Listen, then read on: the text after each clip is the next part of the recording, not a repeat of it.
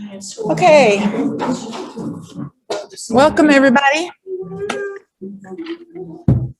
including those of you at home who didn't want to brave the weather.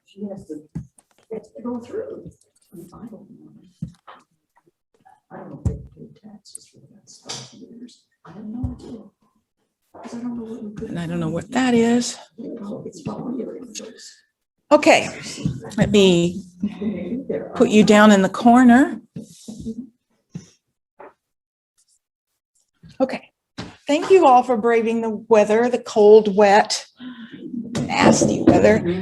I knew it was going to feel worse than it sounded. Because when I left, it was like 42 or something, and I'll bet it feels a lot worse than 42. It feels freezing. Because yesterday was so nice, it's what makes it worse. And it's wet and windy. Okay, so last time we did Cubism. So we started with Futurism and Expressionism, and then Cubism. Those are the major movements before World War I. But before we move on, there's one person I decided to put right here in this spot, and that's the sculptor, Constantin Brancusi. Although I was told by one of my students who was Romanian that it should be pronounced Brancusi, but nobody says that, and I would sound silly if I did. So I'm going to go ahead and pronounce it Brancusi because that's what everybody in the Western world calls it. But it was nice to know the correct pronunciation. Having said that, I will now mispronounce his name on purpose.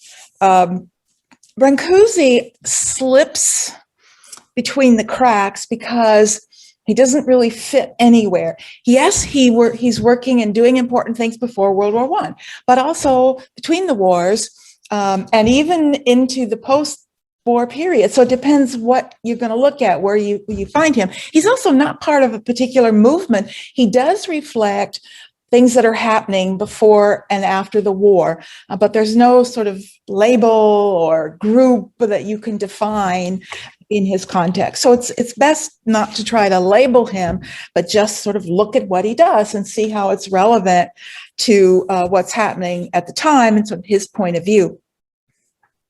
As you know, as I just said, he's Romanian, and he ran away at the age of 11, left Romania, and wandered around Europe for about 7 years, and eventually apprenticed as a cabinet maker, found himself in Bucharest, where he studied art for a while, and then eventually, about 1902, made it to Munich, and then on foot to Paris. He walked from Munich to Paris.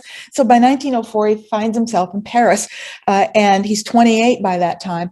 He rejected Rodin's offer to work in his studio or to be a student with him. He did work for the great Rodin as an assistant for a few weeks, but then left that and really just sort of worked on his own. There was, in the late 19th and early 20th century, plenty of work for sculptors. I mean, if you couldn't make a living as a fine artist, there was always lots of work for sculptors making architectural sculpture. Buildings at that time were still covered with architecture and details and finial details, and sculptors could always make a living doing that, and a lot of them did. Rodin, in fact, did that till he, could open a studio and be an artist full time, and that's what Brancusi did as well. So, but he eventually opened up, his own studio and began to do his own work. And this is a early, somewhere here we go. This is an early work by Brancusi, the one on the left from 1908, just called Sleep, and is very influenced by symbolist art. And if you were with us in the fall and we looked at 19th century art, that drawing by Rodin, by Redon, not Rodin, it's Redon on the right. One of the important symbols for the symbolist was the disembodied head, the sleeping figure. We saw many, many images of that. For the symbolist, it symbolized a sort of turning inward, a rejection of the material world, and sort of turning inward to yourself. And so this theme of the sort of sleeping head has its roots in symbolist art. So we can see sort of where that's coming from. But for Brancusi, he's not really a symbolist. He's just influenced by them. And you see that in this work. But fairly quickly, he moves into sort of his own style, and it's fully developed here by 1915. He really was interested in many different things, including the idea of the essence of a thing, finding a form that expressed the essence of something, and the fact that that isn't really related to surface appearance. He also dabbled in theosophy, as Kandinsky did. And I mentioned, like, the first class, we looked at Kandinsky, and I talked about the fact that he was a member of a theosophical society and was influenced by theosophy. For Kandinsky, it was the idea that surface appearances are not reality, that's not the essence of a thing. You have to look for something invisible, something that you can't see, something internal. That's the real essence of a thing. And that's an idea that comes from Eastern mysticism. And it's something that Brancusi also was very interested in, searching for these sort of this invisible world, these sort of mystic truths. Now, we're going to talk about that all day today, because that's something that's very connected to abstraction, and particularly non-objective art, which we're going to see develop. This belief that there is some hidden knowledge. It's very much like studying the Kabbalah, for example. The idea that there are mysteries that can be unveiled, that there's a way of knowing and understanding that's separate from the idea of just pure rationalism. I mean, rationalism is one way to understand the world. Just go out, science, look it up, it's in the numbers, that's reality. But that there's more than that there's also realities that aren't just there for you to logically calculate, that there's mysterious truths that can be unlocked somehow. And that's mysticism. That's the nature of mysticism, whether you tie it to a religious belief and these are mostly not religiously rooted, but that there is something sort of mystical. And forms like this certainly relate to that idea. And we're going to see that with other artists. So, newborn, I mean, the terminology is interesting. It suggests something primal. And this has a lot of visual connections. Obviously, it's connected to the idea of an egg, and an egg is often seen in cultures throughout, history as sort of primal. When you look at the Paleolithic civilizations, yeah. What medium is that? That's marble. That's beautiful, pristine marble. I'm going to talk about the mediums that he chooses because that's important. But yeah, the fact that this is marble, he sees marble as spiritual, as sort of mystical and spiritual in a way. And we'll talk about why he chooses that as well. But it's also, in addition to an egg, it also has vague references to like a head, like we just saw, like the sleep, and it has this ridge down here that's like the nose, and it doesn't represent that, but it has references to that. Can you see that well, or is light reflecting off that screen for you? Because we can turn some of those lights off. That will help. It's okay? Okay, then I won't worry about it. So I'm getting a bit of a reflection, but it doesn't matter to me because I've got it right here as well. So anyway, that's one of the things that's driving him. One of his most famous series is this Mademoiselle Pogany, and he does many, many versions of this. First one's 1913, the one you see on the left, but then he continues into the 30s, and it's to varying degrees of abstraction. This, again, is his search for the essence. Now, remember when I talked about primitivism and how so many artists at this time are searching for this idea of the primitive, and what does that mean? For some artists, it meant almost crude and childlike. Well, this is primitive in the sense that primitive signifies something primal, something reduced to its core essence. So primitive can mean a lot of different things, and this is sort of the purity of it. This reduction, remember, primitive equals simplicity in some way, simple in some way, maybe simple the way a child works, a crudeness. This is a different kind of simplicity. It's a reduction of details down to what is absolutely needed. Back to the elemental, not childlike, but very elemental.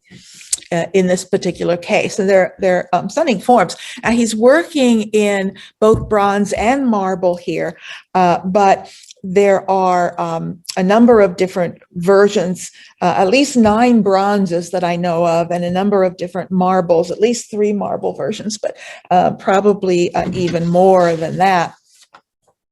So it's very much about purity. He had a real respect for materials, and the materials he worked with were the 3 traditional materials of Western art: marble, bronze, and then also wood, which is a smaller tradition, but nonetheless there is wood. And when we look at this, his most famous series, and we'll talk about this in more detail, we see all 3 of those materials being used in many of these pieces. One on the left, we have wood at the bottom, and then marble on the base here. Somewhere I have a cursor, marble here, and then bronze here. And he's placed them in a way that reflects his sort of philosophy of materials. Wood, and this base is part of the sculpture. This is not like the museum's pedestal. This is part of the actual sculpture, this wooden base. Wood for him is the most material. In other words, it's most connected to life. It's the most physical. I mean, trees are alive. This is not a new association. The ancient Egyptians made these associations between sort of stone versus wood versus marble. Wood was a living thing. It's sort of represents the material and the physical. The marble is now seen for Brancusi as the sort of spiritual realm.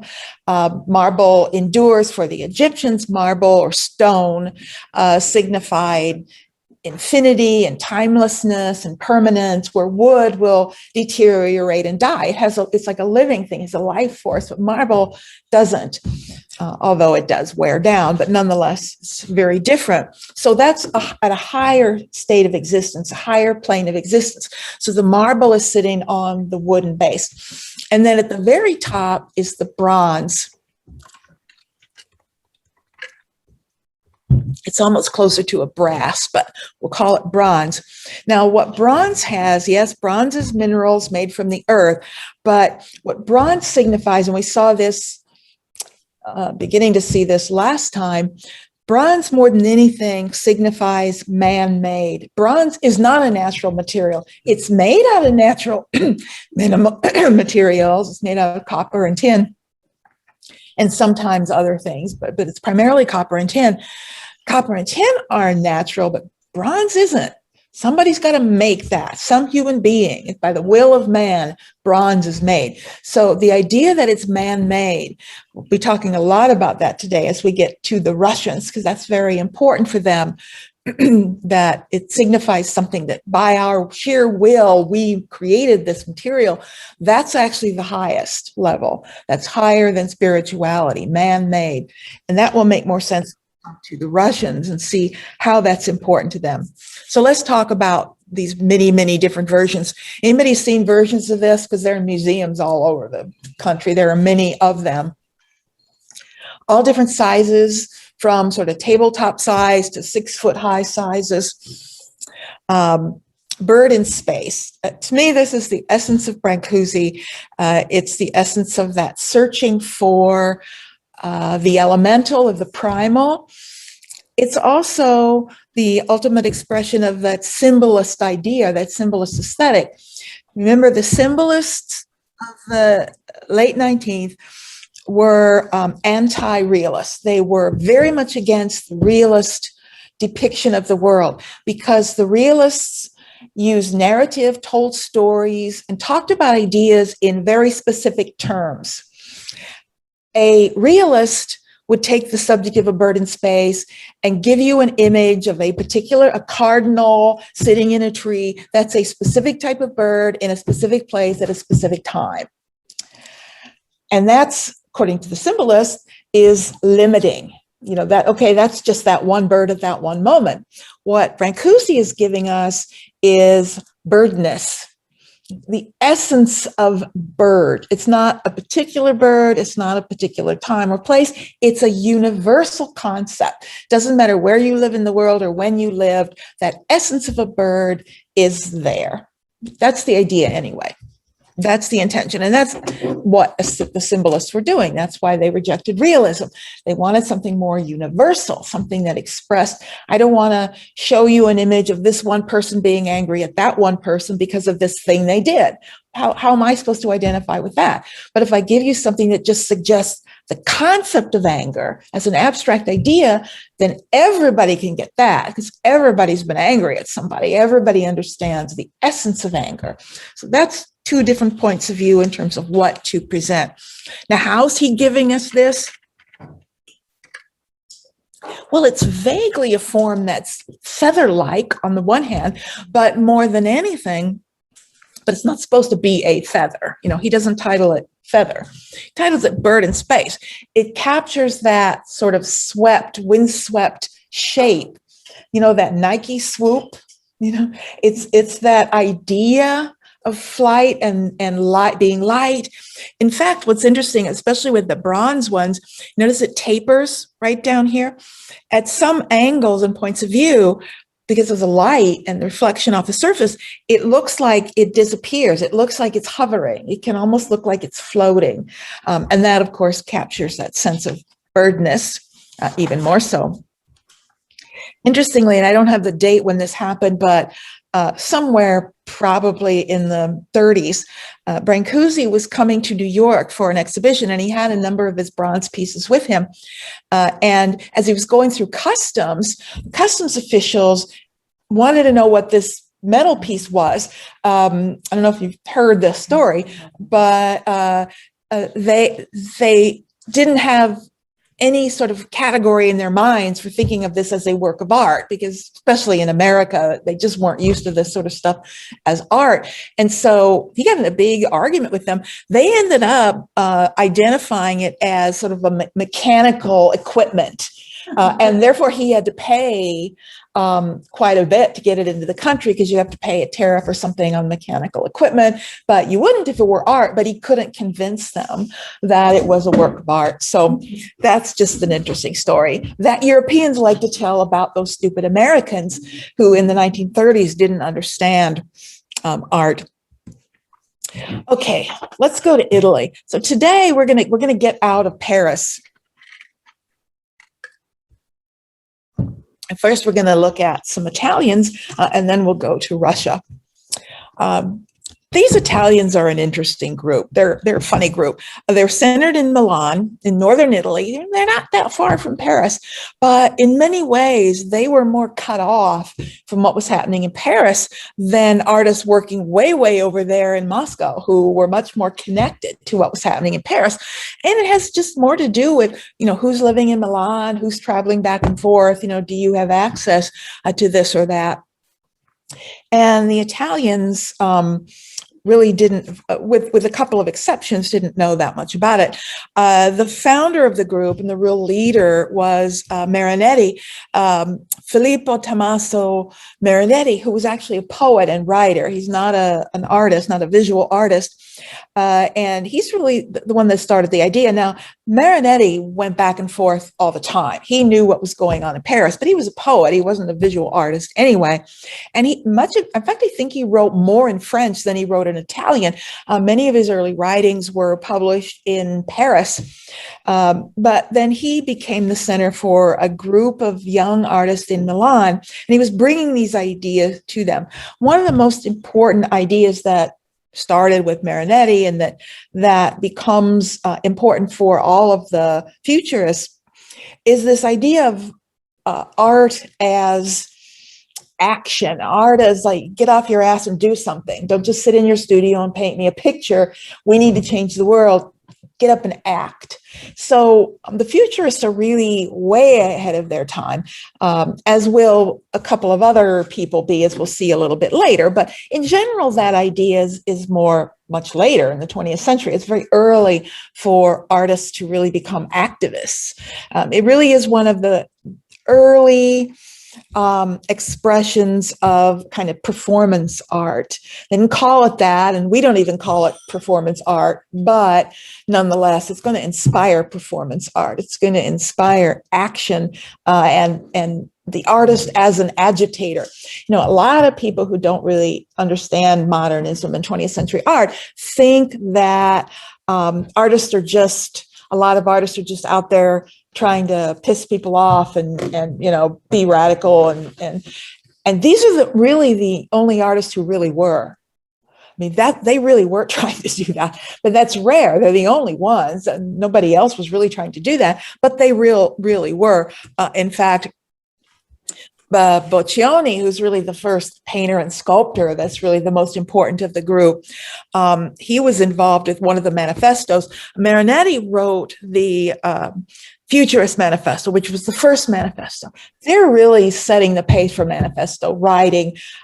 We know that this is 2009. This is before Kandinsky's writing his little book concerning the spiritual in art. It's before the Blue Rider Almanac. It's one of the first groups of artists to write a manifesto and talk about what they're doing. And of course, he's a poet, he's a writer. So of course, he's going to write it. He was at that time really just talking about poetry and literature, but it's centered on this idea of velocita.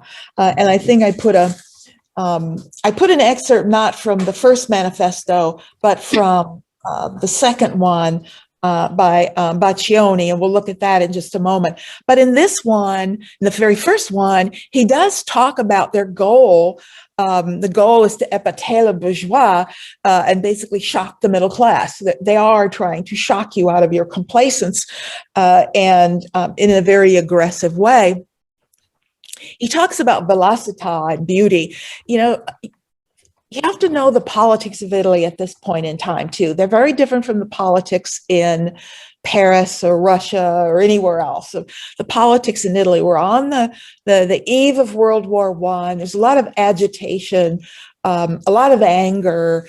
They really just want to shake up the world. People are ignoring. You know, it's like the Germans were really angry. When we looked at German Expressionism, those people were angry about what they saw as a decadence of their society, and they're showing that. The Italians are very angry, but Italians are more likely to get up and do something about it and shove it in your face. What they're going to make and talk about is confrontational art, and confrontational art is just that. It confronts you. It's meant to force you to look at it and think about it. It's not meant to please you. It's meant to confront you. And therefore, the goal, if you get up and do something, even if you just get up and be angry, they've accomplished the goal. You got up and you thought about this idea. I want to throw this out before we start looking at the work. There is a big difference, however, between what the futurists say and what the futurists do. It's another thing you have to always talk about. It's a good thing reading what artists have to say, but don't just take that as the Bible and look at their art and say, this is what they're doing because they said this is what they were going to do. That doesn't mean they actually did. And futurist words are far more aggressive and agitating than their actual art is. In fact, their art was a little bit backward for the time period. At least some of it was. When we talk about now Boccioni, and I love these photos, I swear he looks Italian. I don't know what it is about him that looks Italian, and maybe he really doesn't. It's just because I know he's Italian, so he looks Italian to me. But anyway, it reminds me of Max Beckmann's self-portraits too. There's that self-consciousness with the cigarette and the gesture and the pose, and there's something, you know, very self-conscious about it. His manifesto, the Manifesto of Futurist Painters, I put an excerpt in here on that, and it's quite aggressive. You know, sentence 1, regard all art critics as useless and dangerous. I mean, that's a fairly aggressive thing to say, because, people are going to respond to that. Rebel against the tyranny of words, harmony and good taste, and other loose expressions. You can tell he's trying to anger people. When you say that, people are going to get angry. Sweep the whole field of art clean of all themes and subjects used in the past. Support and glorify our day-to-day world, transformed by victorious science. The dead shall be buried in the earth's deepest bowels. The threshold of the future will be swept free of mummies. Make room for youth, for violence, for daring. I mean, that's aggressive. We will fight with all our might the fanatical, senseless, and snobbish religion of the past, a religion encouraged by the vicious existence of museums. One of the things they called for was burn down the museums. Go burn down all the museums. I mean, this is aggressive talk, because somebody might go do that. I mean, he didn't really plan to go burn the museums. It's a metaphor for stop looking at the past. And, it's a metaphor for newness, creating something new. But it's an aggressive and shocking and violent language. And that was part of the importance of it. How can we remain insensible to the frenetic life of our great cities? Another person who's drawn to the energy of the city, the power of the city, that's the future. That's why they call themselves the futurists. We will declare war on all artists and all institutions which insist on hiding behind a facade of false modernity. That's interesting. While they are actually ensnared by tradition, academicism, and above all, a nauseating cerebral laziness. Wow. He doesn't name anybody, but I know who he's talking about. He's talking about Cubism. Cubism. He knows it. We are going to rise up against all superficiality and banality. We will destroy the cult of the past, totally invalidate all kinds of imitation, elevate all attempts at originality, however daring, however violent, bear bravely and proudly. Okay, now I wanted you to think about that before we looked at the art, because keeping that in mind, first of all, I have to show you this. They read a manifesto out loud in Milan in a theater. They rented a theater, had music, band. They got up there and read all these statements. The crowd didn't know what they were there for. The audience had no idea. They started yelling and throwing things on the stage. A riot started. The police had to be brought in. This was exactly what they intended, that to make this sort of splash, so everyone would want to know about this change and think about all these things that are going on. Baccioni talked about the machine. That was everything. He talked about velocitas, speed, dynamism. That's the new world. So while he's talking like that, this is what he paints. The city rises. It's a large painting, and you can see cities being built in the background. You've got this vague shape that's like a giant winged horse. He's using the metaphor of horsepower. It's like the machine and the horse. It's still 1910. Remember, animals are still being used to build things. Farms are still run by horses and animals. So the metaphor of the horse and the horsepower for the machine. So it is about dynamics and building the city. The style, he's working in a divisionist style that's basically pointillist. It's something they abandoned in Paris at least 5 years earlier. It was old-fashioned at the turn of the century, stylistically.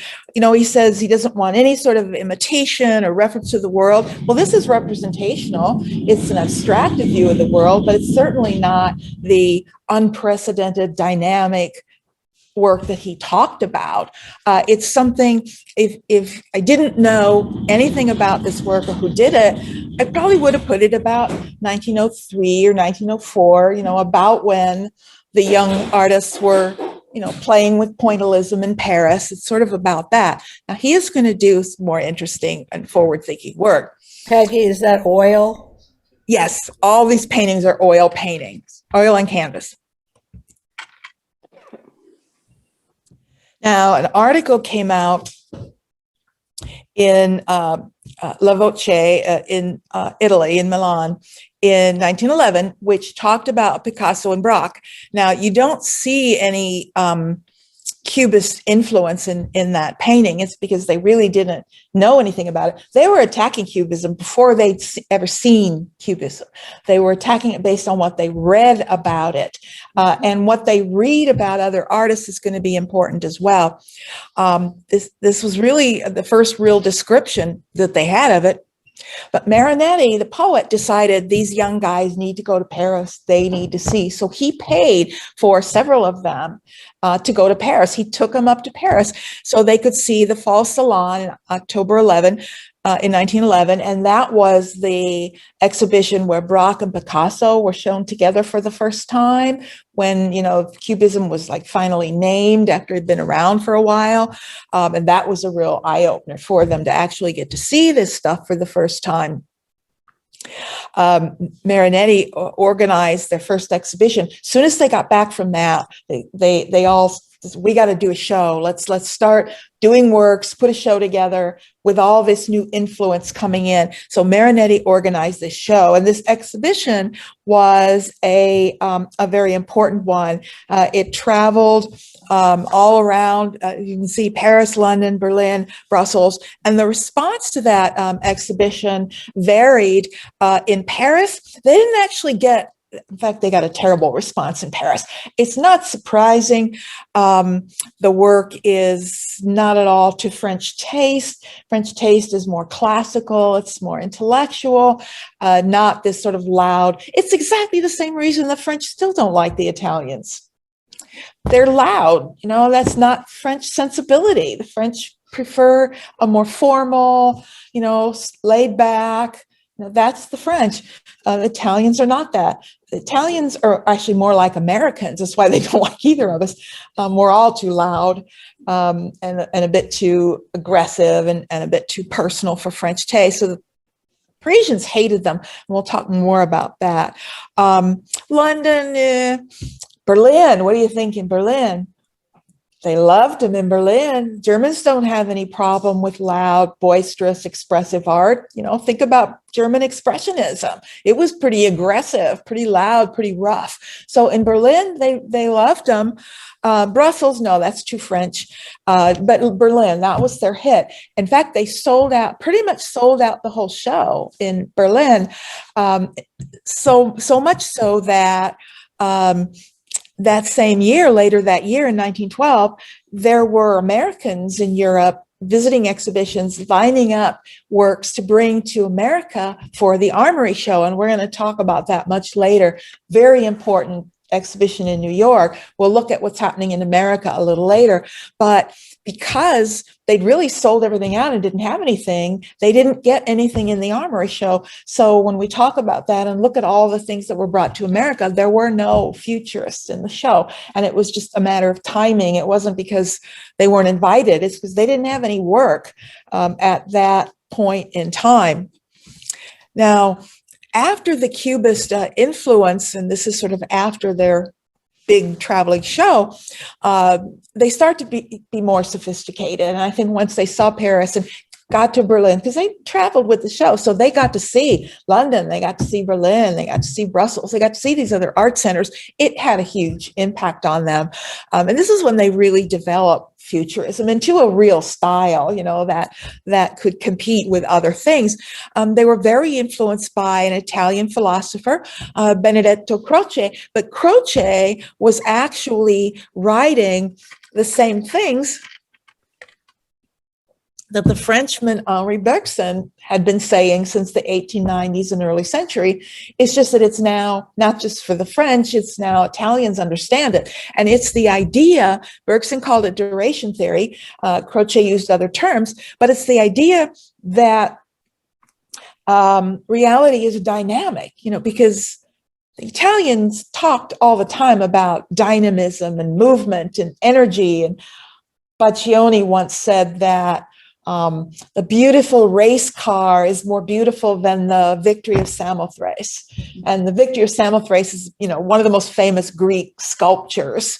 But he says a racing car is more beautiful. I mean, first of all, that's an aggressive statement meant to anger somebody, which it would, a traditionalist. But at the same time, he really did mean it, because that's modern and it's man-made and it's energy and it's the modern world is a beautiful racing car. And those Italian racing cars are really beautiful. I mean, they really are beautiful things. But, that dynamism is part of what was moving them. So the philosophers then, in saying, remember Bergson said reality is an accumulation of experiences. It's a new kind of philosophy, actually, that looked at not one fixed virtue or value, but the dynamism and change as a philosophical concept. And so they're influenced by the same thing the French were, it's just coming from an Italian philosopher instead of a French philosopher. In this dynamism of a soccer player, it is, is this non-objective or is it abstract? I don't know. That's just a label. I don't care what you call it. It's meant to, you get the sense of a form that's in so much movement and motion that you can't really see it. And these sort of straight lines, that's coming from Cubism. See all these geometric forms, which they weren't doing before. They're seeing those as sort of rays of energy that are shooting out. Remember how the Cubists were interested in multiple points of view in a Cubist sculpture, and we'll look at one of those in a minute. You're meant to think of, or painting, you're meant to think of it as a form that sort of opens itself out so that you see the different points of view. In a Cubist point of view, the viewer is fixed and unmoving, and the form opens itself out for you. But in a futurist point of view, the form itself swirls and opens for you, or the viewer, in a sense, is sort of pulled in motion and part of it, and it all opens up in space. You're meant to think of this as it's sort of going out in all space at all times. It's sort of going out in all directions. So dynamism of a soccer player is just sort of an analogy for a philosophical point of view. But I think Baglioni is most successful in his sculpture. He's also a sculptor. And I think 3 dimensions allows for a whole different kind of dialogue about forms in space. Because, again, we engage with it in a different way, because it is in our space. It is in our world. We are 3-dimensional, and so is it. Development of a bottle in space. In this figure, the figure is moving, spinning. It's in motion and opening up all of its forms to space. You get some of the same sort of geometric forms that we saw before, but nonetheless, it is opening up and in motion at the same time.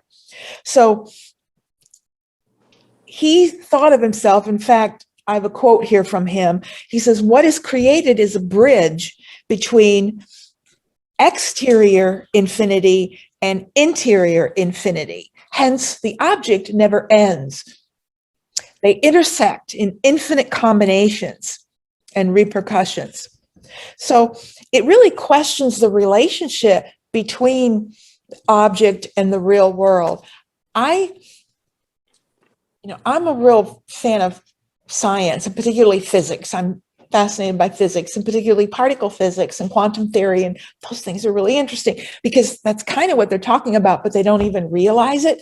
They're talking about there's no separation between that form and you and these spaces, and there really isn't, because we're all just atoms and they're all connected and opening out.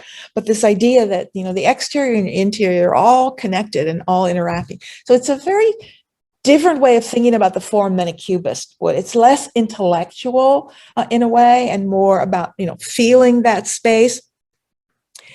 It's an interesting comparison to Picasso, and these are both 1912. This is what they're doing, and they both have a relationship to space. It's a relationship between form and space in a different way. Look at how in Picasso's, how fixed it is, how static it is. It's very modern because it's about planes, but his dialogue is with 2 dimensions. No, that's very two-dimensional, and it's very like the paintings they were doing at the time. It could very well be an analytic painting that you just pull off the surface of the canvas out into three-dimensional space, but it's still basically two dimensions. The forms are very two-dimensional. Now, bringing space into it.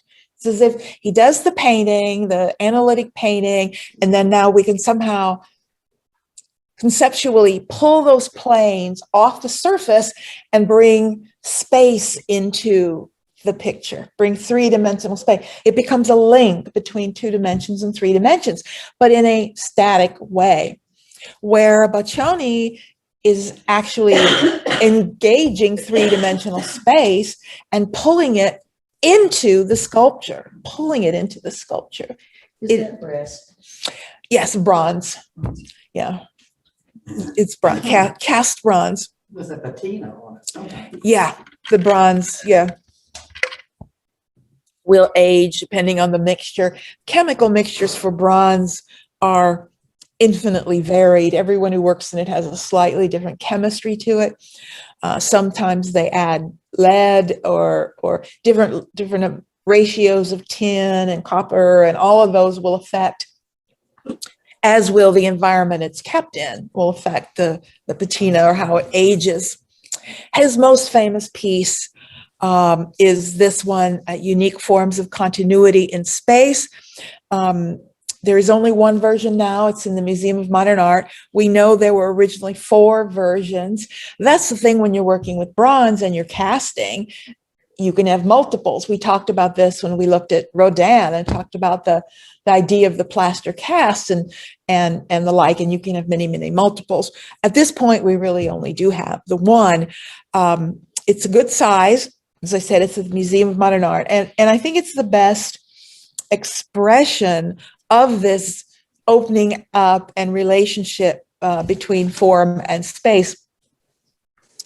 It's obviously a figure walking, but it's not the figure so much as the space the figure takes up, if that makes sense. What I think about is, have you ever seen film or video of those, wind tunnels where they test things? They'll test various things, the wings of a plane or whatever. They'll have this huge fan, and they put smoke in there. They release smoke, and you can see they want to see the vortexes. They want to see how the wind is moving to see if it's aerodynamic, and you'll see smoke going this way or being pulled around here.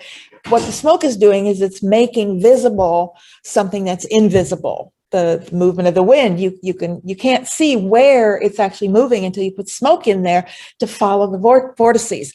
And that's what this always reminds me of. Every time I see this, I feel like I'm not seeing a person. I'm seeing the space that person displaces as they move.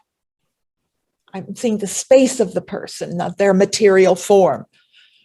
I guess it's the way they whip around the forms. It reminds me of the smoke around the vortexes. So it's the action of a body, but in flux, reaching out into space. And I think this is their greatest contribution, is this new way of thinking about forms in space. It's nothing like what Brancusi was doing. It's nothing like Picasso was doing. It's nothing like anybody working in 3 dimensions was doing. And I think that's the contribution. I think their painting is interesting, but it's not a major contribution to the history of painting, but this really is.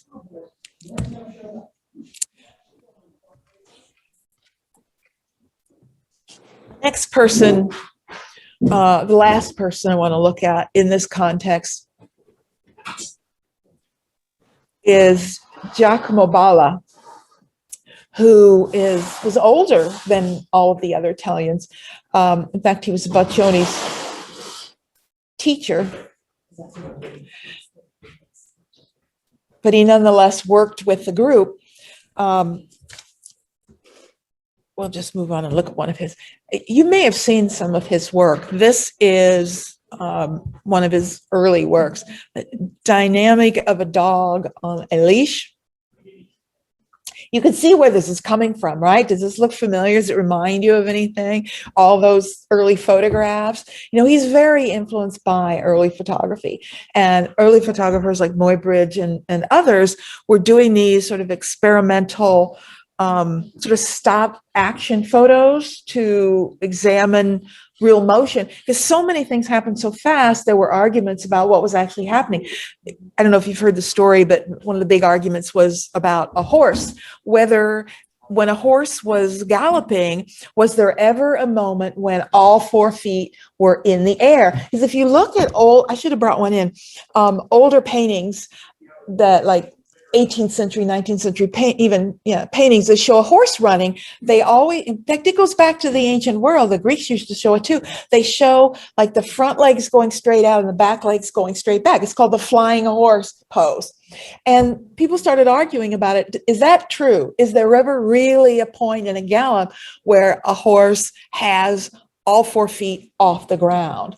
And so they did this test, with all these cameras to shoot. And it turns out there is a point, but it's not when the legs are out, it's when the legs are in. It's the third one, it's at the very top, like the second and third one. When the legs are in, they're completely off the ground at the same time, but never when the legs are out. So that satisfied that argument for them. And then there were just a lot of studies of the human body.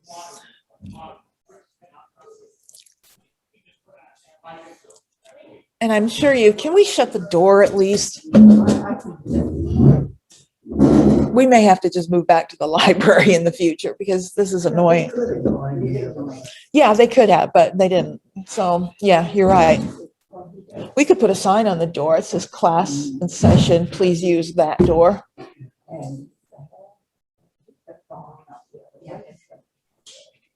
Yeah. He didn't have to come in this door.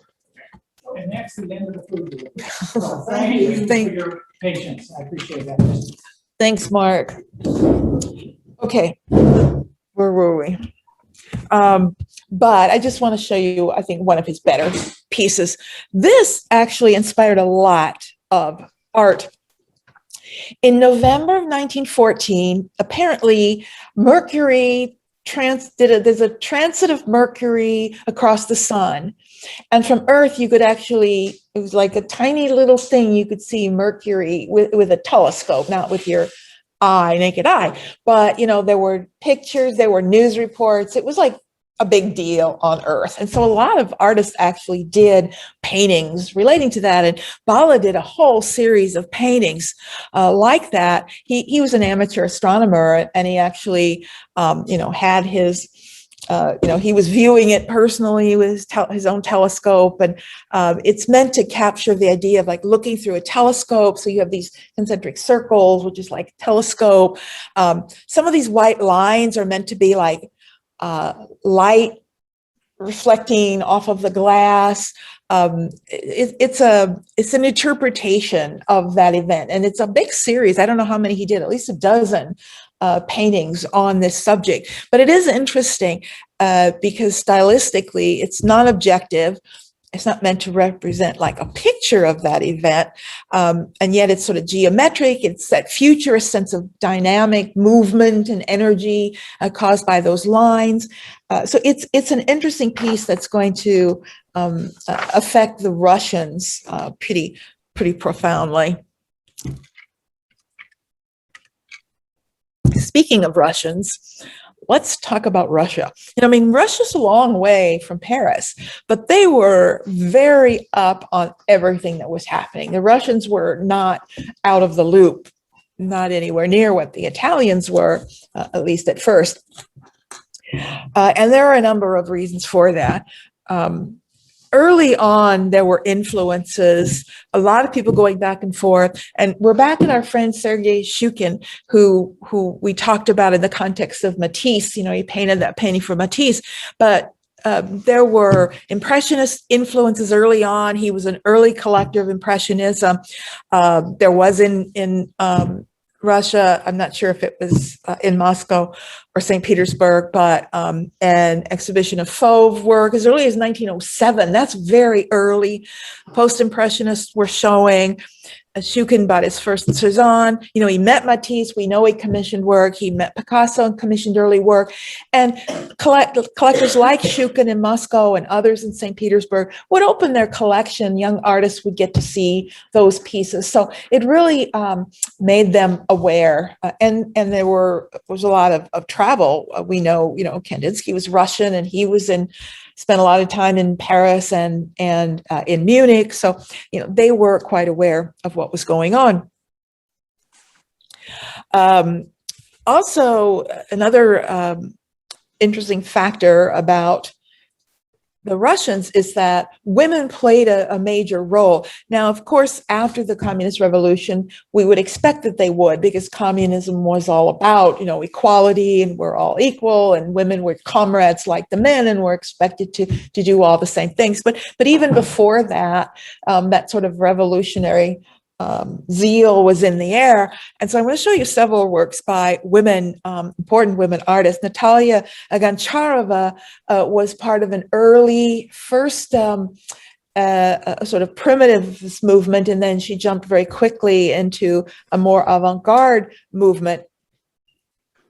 Her early work, this is an early piece called The Laundresses, and this is where I need to remind you about that Russian spirituality, that Russian connection to spiritual tradition in art. And I talked about it with Kandinsky, and we looked at some icons, but I want to remind you of those icons now in the role that they played in art, because medievalism and primitivism were merged in the Russian mind. Remember, medieval art was sacred art. It was still a major art form, even in the 20th century. It's an art form in which forms are spiritual by their very definition. In the Middle Ages, these were religious images.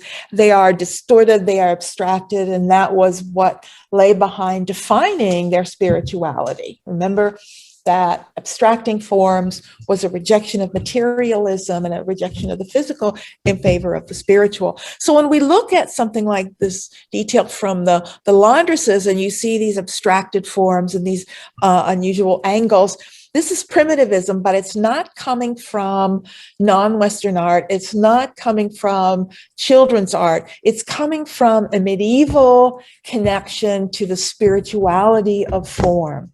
And it's tapping into abstraction spiritually earlier than most other avant-garde artists.